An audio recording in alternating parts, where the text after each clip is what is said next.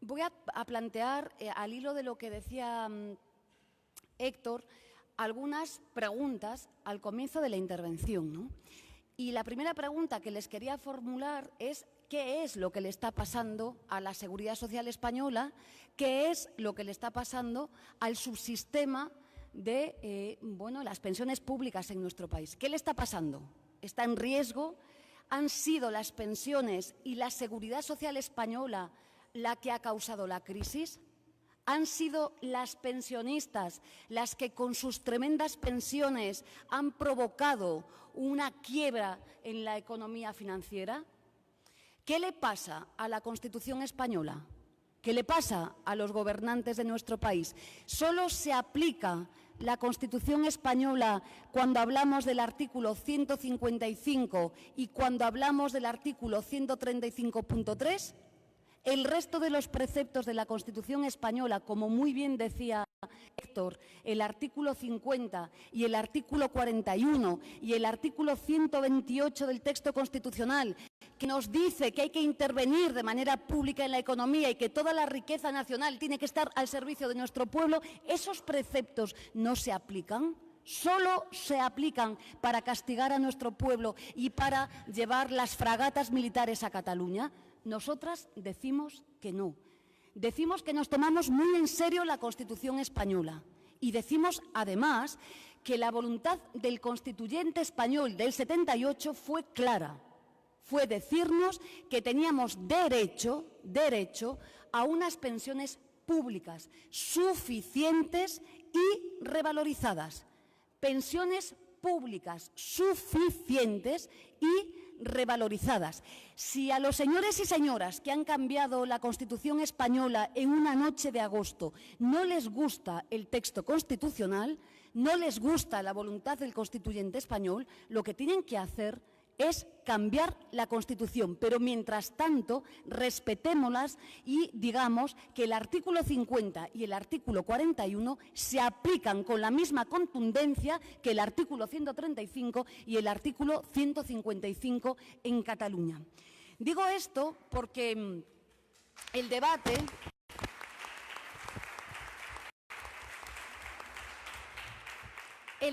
no va de sostenibilidad financiera del sistema. El lenguaje perverso es muy importante.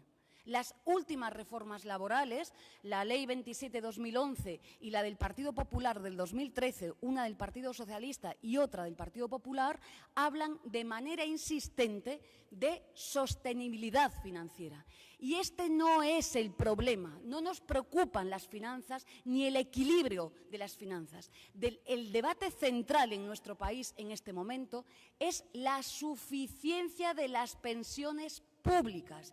Y esto y aquí es donde tenemos la obligación de trabajar. Y dos, es un debate de pura razón democrática.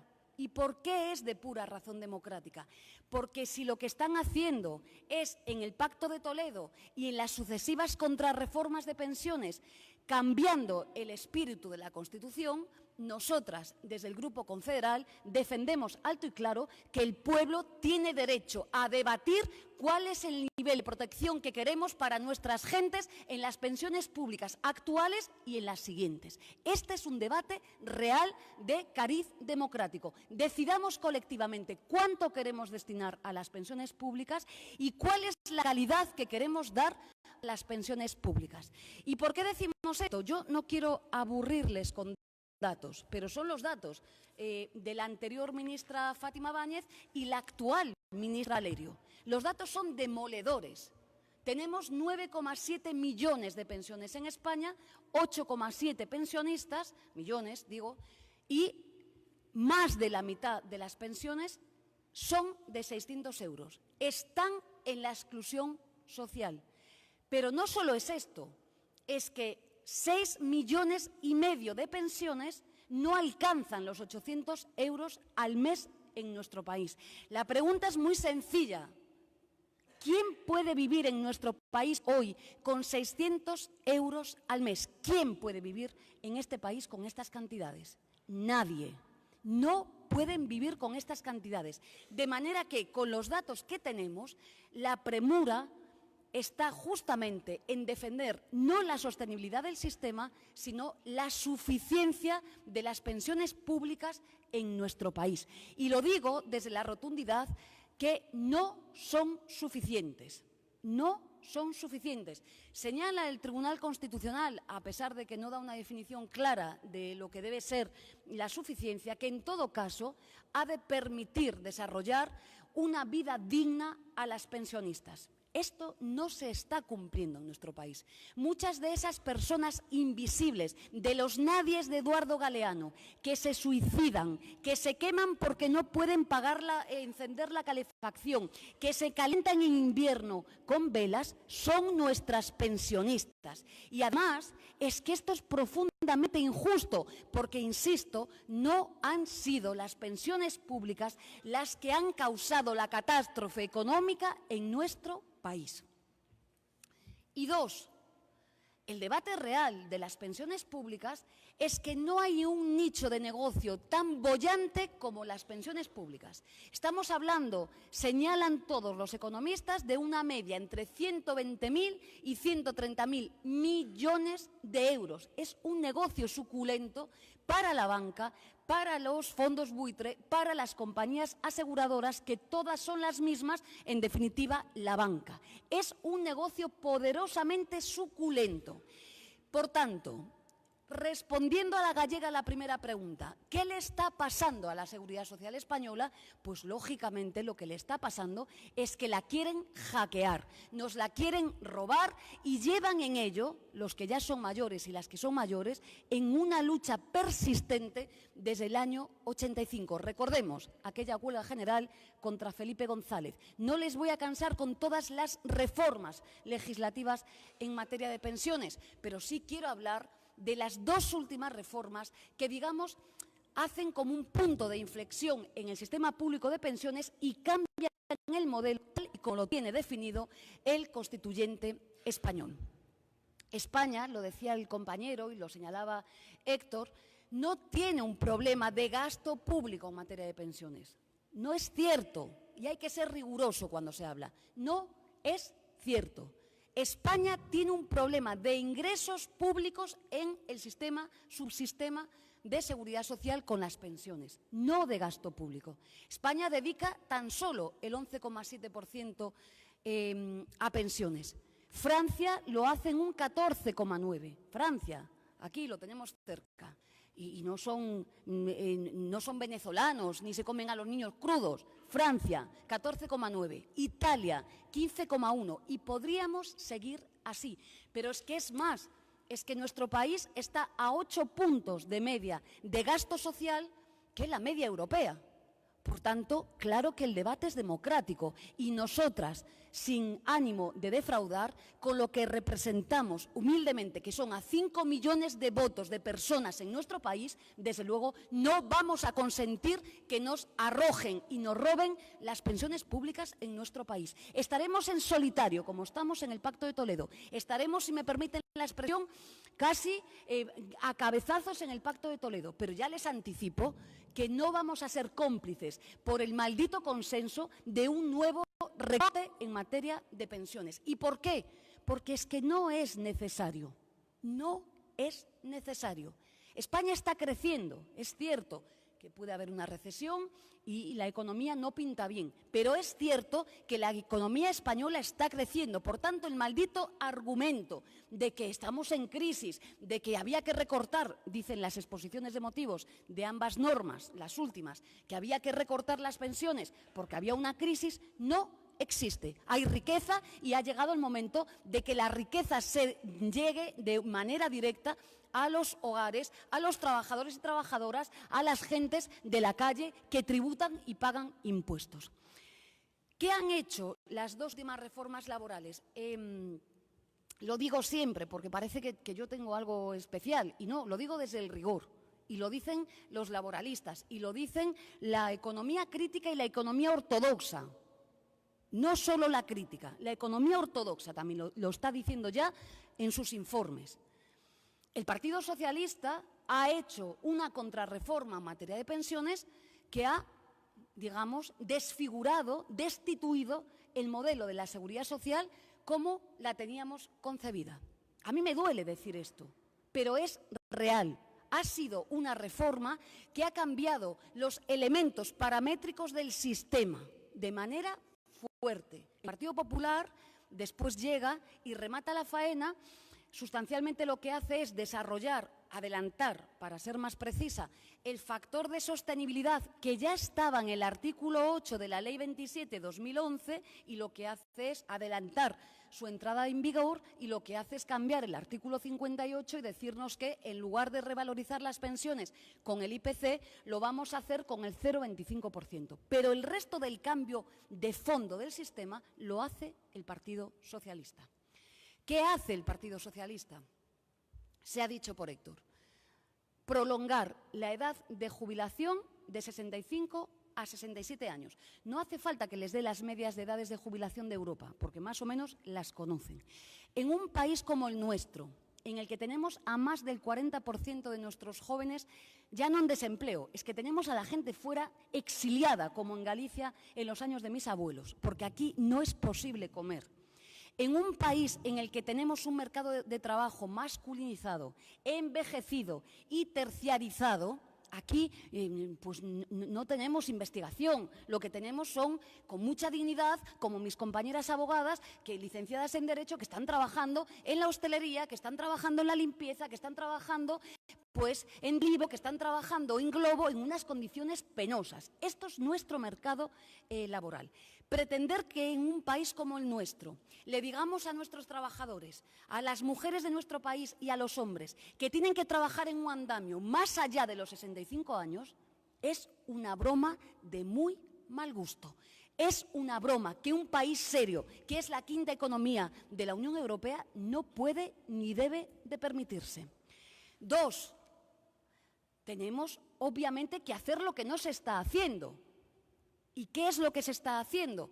Con el Partido Socialista se permitía el envejecimiento activo, es decir, compatibilizar la pensión pública con un trabajo en un 50%, pero es que llegó Fátima Báñez y nos dijo que a lo loco, hasta el 100% podemos compatibilizar por los dos carriles, expulsando del mercado laboral a la gente que hoy no tiene trabajo. Dos, ¿qué ha hecho el Partido Socialista? Pues ha ampliado el periodo de carencia para el cómputo de las bases reguladoras desde los 15 años hasta los 25. Yo soy de latín y griego, como Héctor, sé poco de números, pero cualquiera puede comprender que si el denominador lo extendemos, automáticamente y directamente bajamos la pensión. Hasta yo, que soy de latín y griego, soy capaz de comprenderlo. ¿Qué más han hecho? Pues se han cargado las jubilaciones parciales, que son muy importantes a través de los contratos de relevo, o eran muy importantes en nuestro sistema, y, por supuesto, las jubilaciones anticipadas tal y como las teníamos definido. Y el Partido Socialista, en una de sus disposiciones adicionales, recordemos que venían del Real Decreto Ley 8/2010, en el que habían congelado las pensiones, nos dicen que hay que crear un grupo de trabajo y de estudio para ver cómo revalorizamos las pensiones. Bueno, esto nos conduce a lo que ya han dicho varios informes. El más reciente, el de la AIREF, que tampoco es un sujeto revolucionario, la AIREF. Y la AIREF hace un estudio del impacto de la reforma del Partido Socialista, en el que dice cosas muy duras. Fijaos que entra en vigor la reforma en el 2013 y estamos en el 2018. Y ya nos dice algunas cosas claras. La reforma se produce desde el punto de vista del gasto público, por tanto, recortando las pensiones. Dos, el efecto inmediato y general es la bajada sistemática de la cuantía de todas las pensiones.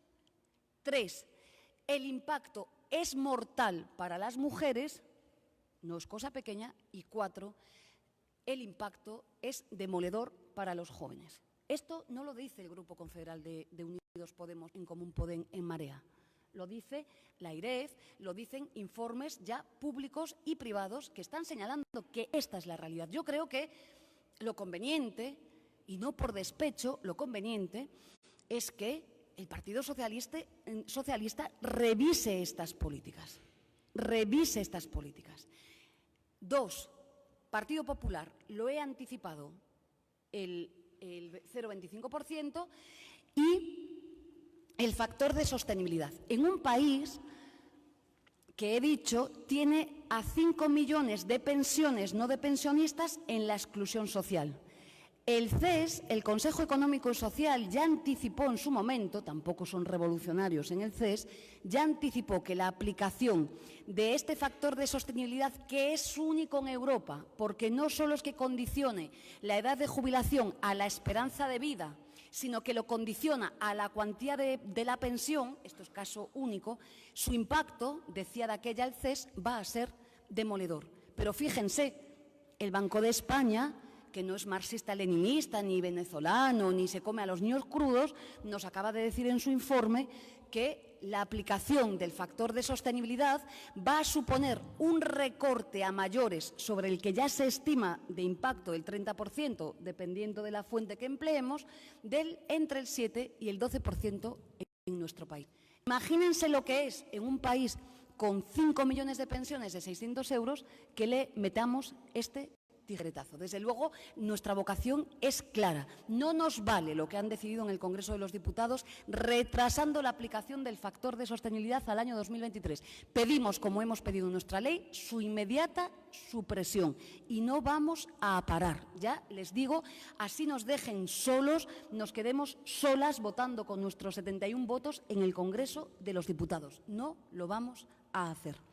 Y no lo vamos a hacer porque, insisto, lo que tenemos que plantear son medidas desde el punto de vista de los ingresos. Les hago otra pregunta. ¿Por qué el déficit de la seguridad social está separado y visible permanentemente del resto del déficit del Estado español? ¿Por qué razón? ¿Por qué? Yo voy a contar una anécdota.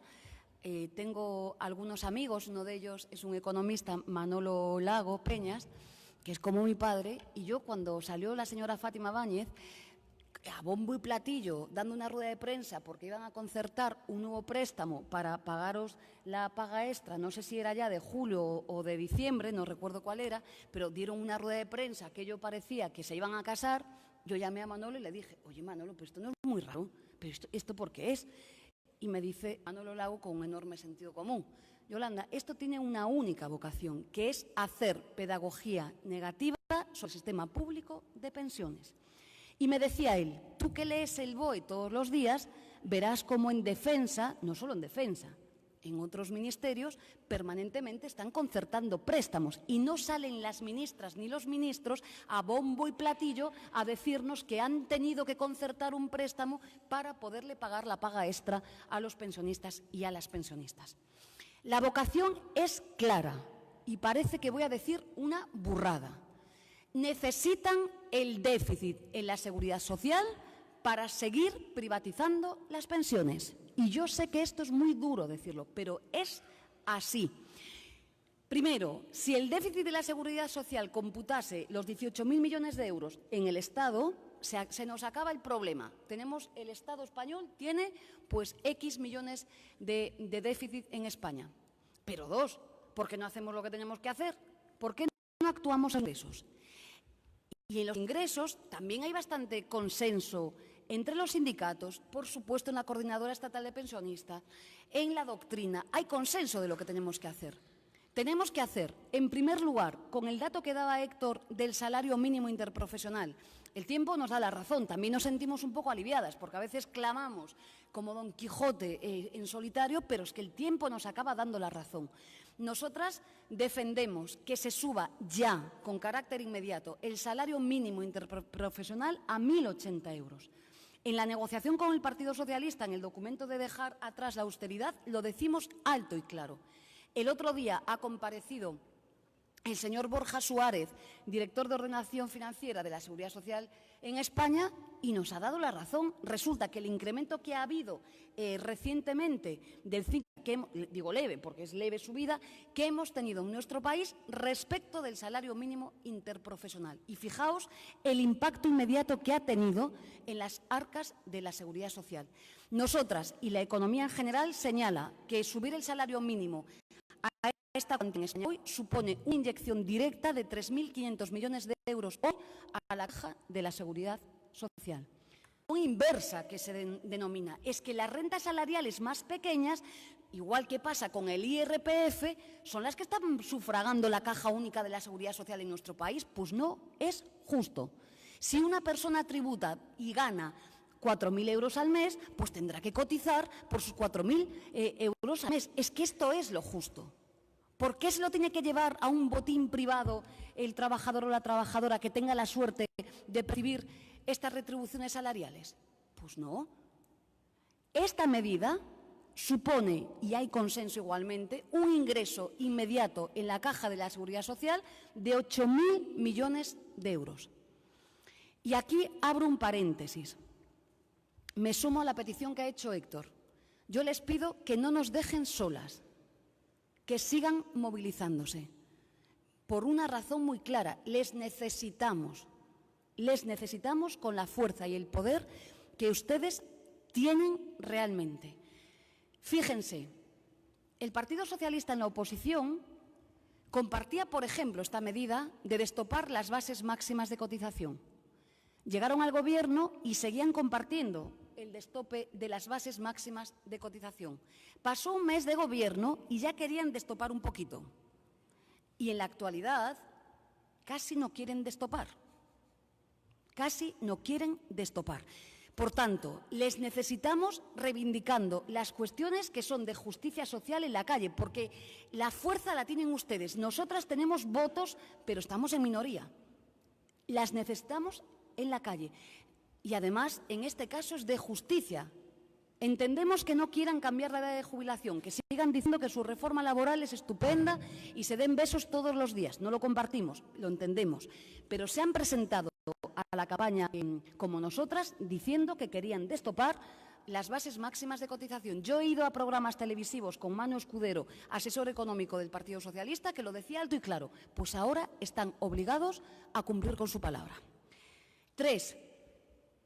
Tenemos que eliminar lo que son elementos que distorsionan la economía en nuestro país. Hay también consenso, de todo tipo de consenso, que las bonificaciones y las reducciones a los contratos presuntamente para crear empleo es falso. No sirven para crear empleo.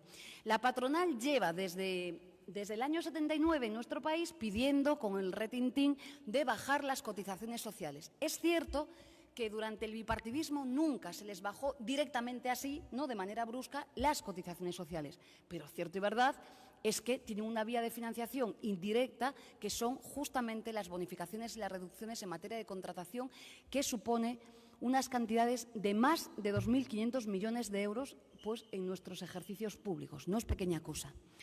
El Banco de España, en el informe de las pensiones, dice que esto es un auténtico peso muerto en la economía, que es cierto que no sirven para crear empleo. Si no sirven para crear empleo, porque las mantenemos, suprimámoslas e inyectemos ese dinero en el sistema de la seguridad social.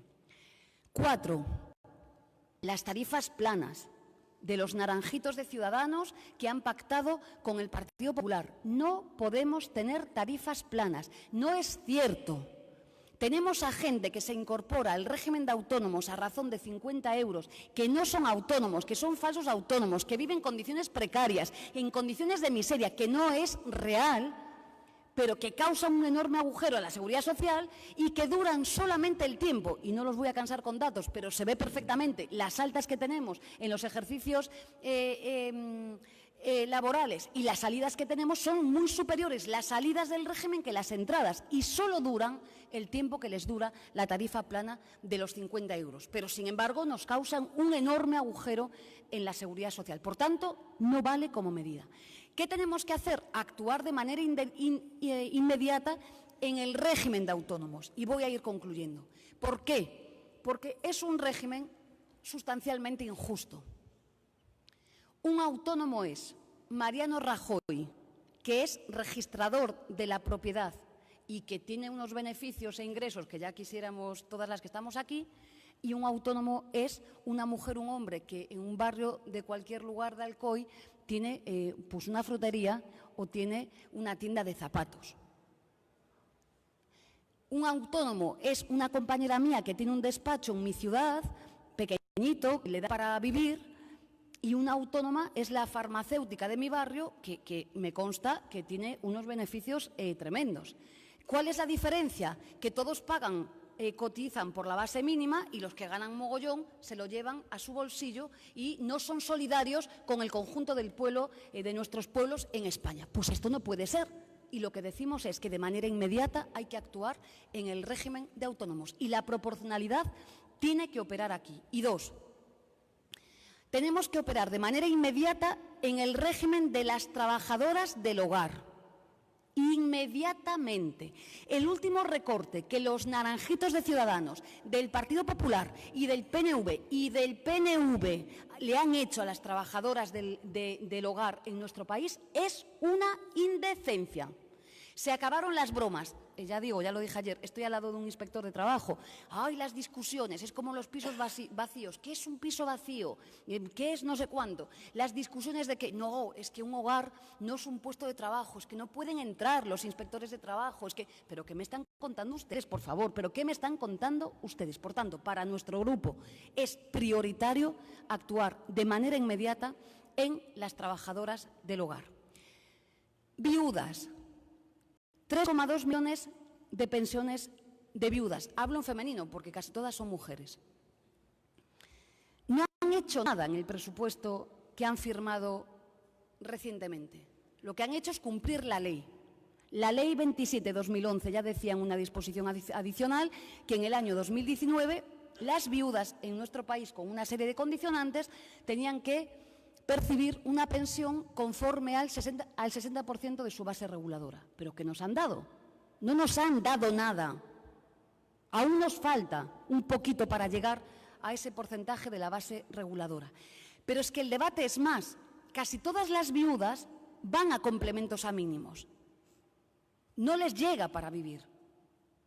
Y sigo más. Y aquí sí que nos sentimos un poquito orgullosas, porque cuando hemos llegado al Pacto de Toledo, cuando llegamos con las elecciones, había como cierto consenso en que las viudas éramos un país muy moderno, las mujeres nos incorporamos al mundo de trabajo y bueno, todo esto es maravilloso, nos contaban unas cosas estupendísimas y había que sacar a las viudas del régimen general y meterlas, asistencializarlas y además dárselas a la gestión de las comunidades autónomas.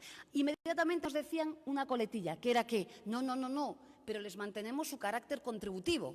Y nosotras decíamos, pero vamos a ver, si son contributivas y los trabajadores y las trabajadoras han cotizado por ellos, por tanto no les regalamos nada a las viudas de nuestro país, son sus derechos, ¿por qué demonios las sacamos de este régimen? ¿Me lo explicáis a mí? Pues es evidente, si pasan a vía asistencial, lo que hacen es cargárselas, así de claro. Y somos conscientes que son 3,2 millones de viudas, por tanto que es una cantidad importante en el presupuesto de la Seguridad Social. Pero esto creo que ha sido un logro que hemos tenido, que lo hemos conseguido. Y voy terminando. 2, jóvenes y mujeres. De las mujeres ha hablado Héctor. Nosotros hemos hecho 2 leyes y vamos a presentar otra ahora en materia de seguridad social y digamos que hemos rehecho el artículo 60 que habla del complemento de maternidad. El complemento de maternidad del que presumía la señora Fátima Báñez todos los días, que nos decía todos los días que gracias a ese complemento de maternidad 288.000 mujeres se veían beneficiadas en nuestro país. El complemento de maternidad, y los que sois mayores, recuerdan mucho a los premios a la natalidad de Francisco Franco Bahamonde.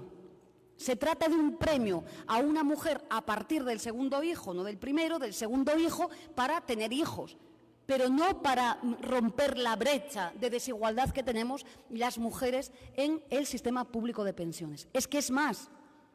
El Tribunal de Justicia Europeo ha resuelto en 2 asuntos recientemente el caso Leone en una medida muy semejante a la que teníamos en España en Francia y ha dicho que es una medida auténticamente discriminatoria. Francia tuvo que eliminársela. Cualquier jueza que quiera plantear una cuestión sobre este elemento, estoy segura que lo va a ganar. Lo va a ganar porque ya lo ha resuelto el tribunal. Por tanto, lo que estamos planteando son medidas que sirvan para atacar el problema que tienen realmente las mujeres, y es que tienen esa brecha por los agujeros salariales, primero, de infravaloración de nuestros trabajos, por una parte, ¿no? El cristalero y la limpiadora, que hacen las mismas funciones pero perciben menos, y, obviamente, también por nuestras entradas y salidas de las carreras profesionales. Pero dos, tenemos que actuar en esas mujeres que, como antes decía Héctor, no llegan a devengar a los 15 años necesarios para tener derecho a una prestación. Por tanto, tenemos muchísimas cosas que plantear. Y termino.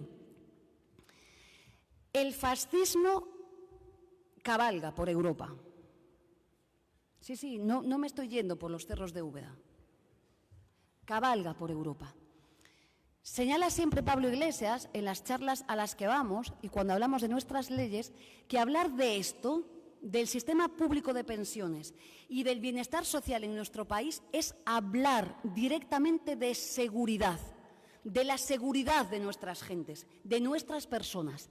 Defendamos esto con ahínco, porque si no, puede haber otros, naranjitos y otros muy modernos en el Partido Popular, que no sé si llevan la denominación tan fuerte como algún partido fascista en Europa, pero que de facto lo son, que nos pueden arrojar y ganar a esa gente.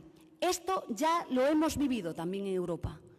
Dice el profesor Boaventuras de Sousa Santos que no se repite la historia y que no se pueden comparar los momentos históricos. Pero él dice, respecto de los años 30 y los nuestros, dice él que hay unas coincidencias perturbadoras.